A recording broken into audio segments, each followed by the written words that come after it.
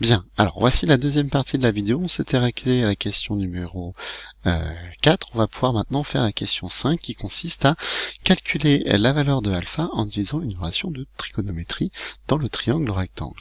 Alors si vous regardez bien le schéma sur lequel on s'était arrêté, eh bien, en fait, ici, j'ai un triangle rectangle puisque le bâton est à la verticale du lieu à laquelle on l'a mis. Donc ici, c'est bien un angle droit. Donc on va pouvoir refaire, eh bien, un schéma de ce triangle rectangle. Alors je vais le faire simplement ici. Alors l'ombre du bâton, c'est ça. On sait que ça fait 0,5 cm.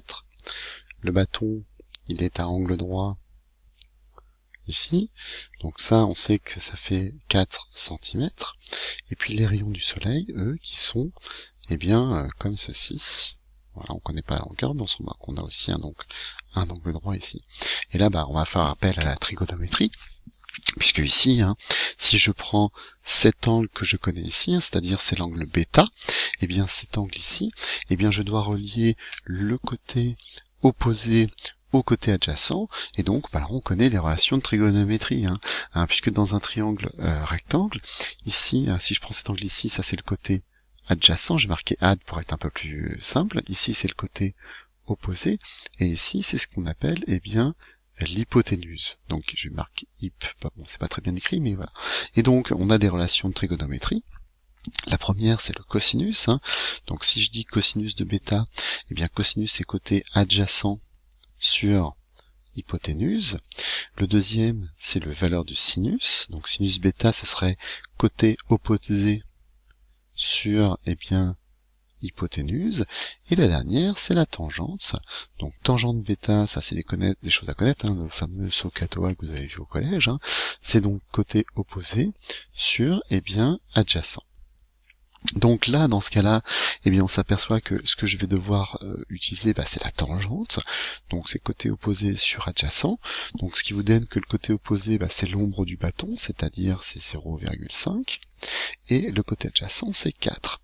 Alors ça vous donne la valeur de la tangente bêta. Par contre, si vous voulez bêta, eh bien bêta, c'est arctangente de, eh bien, 0,5 sur 4.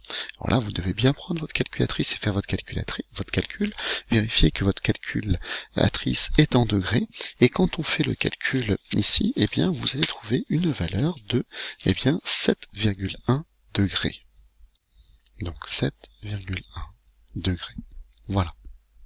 Donc ça, excusez-moi, c'était la question numéro 5. Encore une fois, vous avez une correction rédigée sur votre pronote. Alors, je continue. Alors là, il faut lire le document 6, on vous dit il y a d'autres chameaux.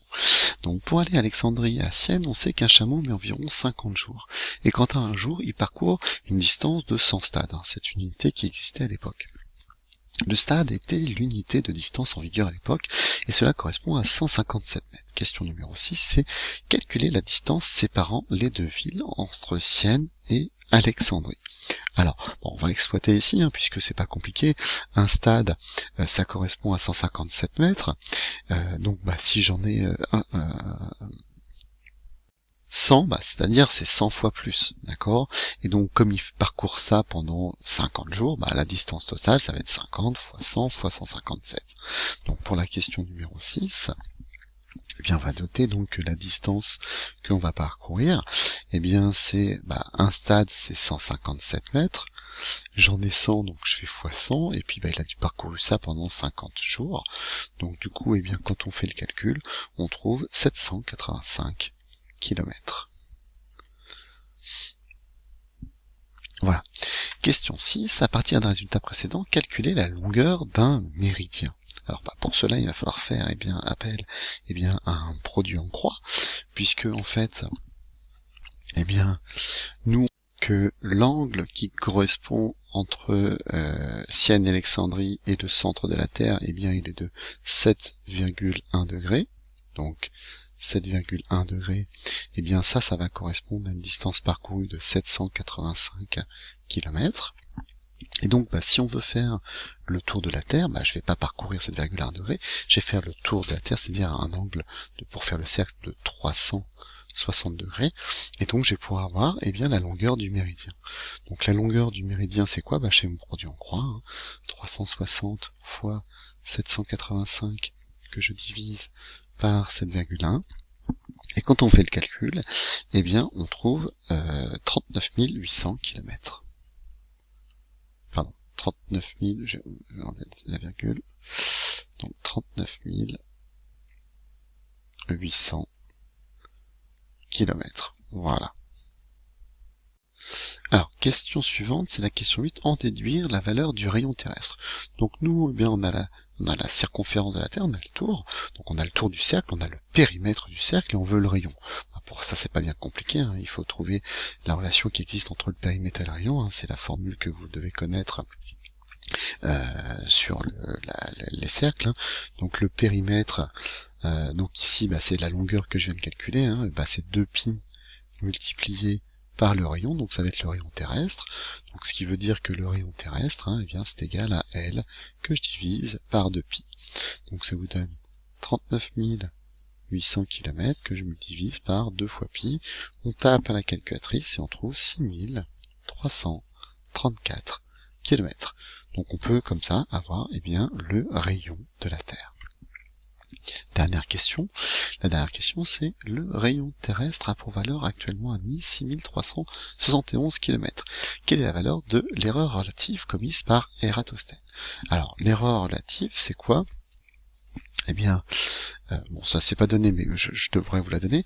C'est donc la valeur théorique moins la valeur mesurée que je divise par la valeur, j'ai marqué x théorique. Alors la valeur absolue qui se trouve à cet endroit-là, c'est juste parce qu'il ne faut pas qu'il y ait de valeur négative. Donc la valeur théorique, c'est celle qui est donnée dans l'énoncé, c'est-à-dire 6334. La valeur mesurée, c'est 6371 et la valeur mesurée c'est 6334. Donc on va faire le calcul suivant. Donc ça va être valeur absolue de 6371 moins 6334 que je divise par 6371 et le calcul qu'on va trouver ici, c'est-à-dire 0,0058, soit, si je fais en pourcentage, je fais fois 100, ça veut dire 0,58% d'erreur. Donc, mine de rien, Eratosthène, avec son bateau et son chameau, il a réussi à trouver une valeur qui est très très proche de la valeur que l'on a maintenant à notre époque. Voilà. Alors il reste 2 autres questions, si vous voulez le faire, vous pouvez le faire. Je vous donnerai la correction si vous voulez, mais en fait c'est juste pour ceux qui sont un petit peu en avance en classe, mais là comme on n'est pas en classe, donc je vais pas vous demander de la faire. Donc on peut s'apercevoir que cette expérience-là, vous pouvez la faire, par exemple, il faut juste être sur 2 villes qui possèdent le même méridien, et avec Google Maps on peut facilement avoir la distance entre les 2 villes, et donc on peut retrouver à n'importe quel point de la Terre quelle est la longueur de du rayon terrestre. Voilà, j'ai terminé avec cette correction-là, je vous dis à bientôt, au revoir.